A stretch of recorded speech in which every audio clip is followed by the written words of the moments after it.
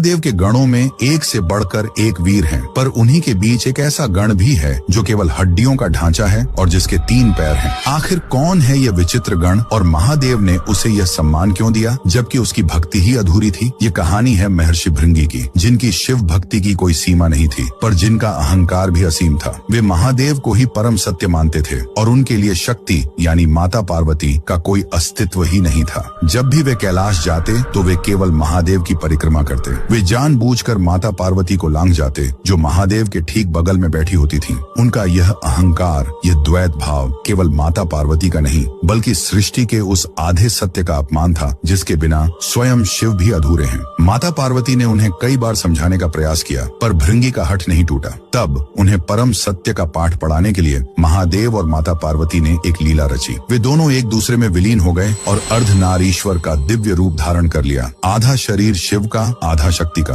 अब भृंगी के लिए केवल शिव की परिक्रमा करना असंभव था, पर उनका अहंकार तो देखिए। उन्होंने एक भृंग यानी भौंडरे का रूप धारण किया और उस अर्धनारीश्वर स्वरूप के बीच से छेद करके केवल शिव के हिस्से की परिक्रमा करने का प्रयास करने लगे। ये देखकर माता पार्वती समझ गईं कि अब इन्हें केवल ज्ञान नहीं बल्कि अनुभव की आवश्यकता है। उन्होंने भृंगी के शरीर से शक्ति तत्व को खींच लिया। उन्होंने कहा, यदि तुम शक्ति को नहीं मानते तो तुम्हारे शरीर में उसका कोई अंश नहीं रहेगा। और उसी क्षण भृंगी के शरीर से सारा मांस, रक्त और मज्जा लुप्त हो गया, क्योंकि यह सब प्रकृति यानी शक्ति का ही स्वरूप है। वे केवल हड्डियों का एक निष्प्राण ढांचा बनकर पृथ्वी पर गिर पड़े। वे खड़े भी नहीं हो पा रहे थे। तब उस पीड़ा के क्षण में उन्हें अपनी भूल का एहसास हुआ। वे समझ गए कि शिव चेतना है तो शक्ति ऊर्जा है, एक के बिना दूसरा अपूर्ण है, शक्तिहीन है। उनकी इस दशा को देखकर करुणामयी महादेव का हृदय द्रवित हो उठा। भृंगी का पश्चाताप सच्चा था। तब महादेव ने उन्हें सहारा देने के लिए एक तीसरा पैर प्रदान किया ताकि वे खड़े हो सकें, और उन्हें केवल क्षमा ही नहीं किया